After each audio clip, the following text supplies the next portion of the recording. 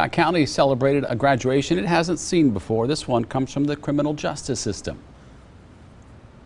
The goal is to get them out of this rut that they've had throughout their lives, where they get off their medication, offend, go back on their medication in jail, get out, go off their medication, reoffend, and come back to jail. That's a vicious cycle.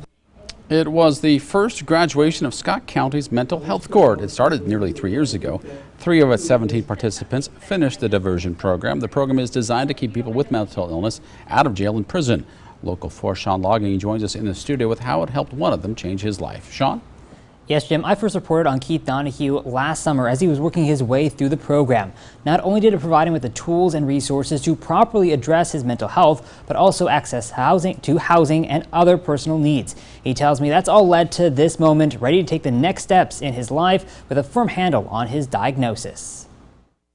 I kind of feel like, thank you, my life started over. It's been a remarkable nearly 20 months for Keith Donahue. Since coming into the program, I've not been hospitalized once, no ER visits, and it's really changed my perspective. 4 years ago was the onset of his mental illness. I have bipolar disorder with mania episodes, post-traumatic stress disorder, and I have anxiety and panic attacks and major depressive disorder. And during the first 2 years of it, he was struggling to find the proper treatment and medication. I was in and out of hospital twice a month.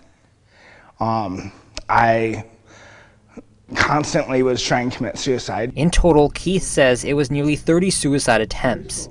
Then came September 17th, 2017. So I had given up. I decided I was going to overdose on all my medications, and I also got my hands on some illegal drugs. But survived, only to wake up facing his first ever criminal charge.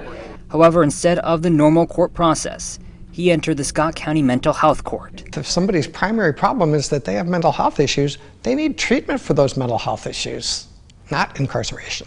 QC Interfaith led the grassroots effort to form the diversion program in 2016, and Keith's pastor, a member of that organization, helped to lead him here. They individualize it to the person.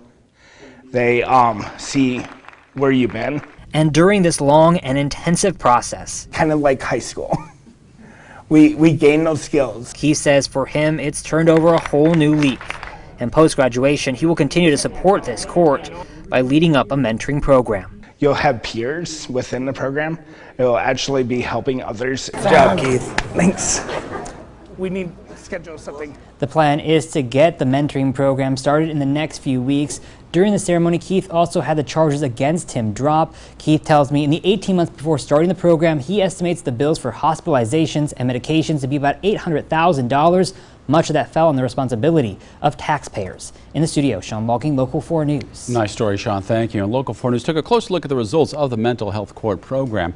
The success rate is slightly higher than 50%, and that's in line with the national average. The program has actually taken in 32 people since it started. Administrators say it's saved taxpayers almost $370,000 since 2016. The program costs about $75,000 a year.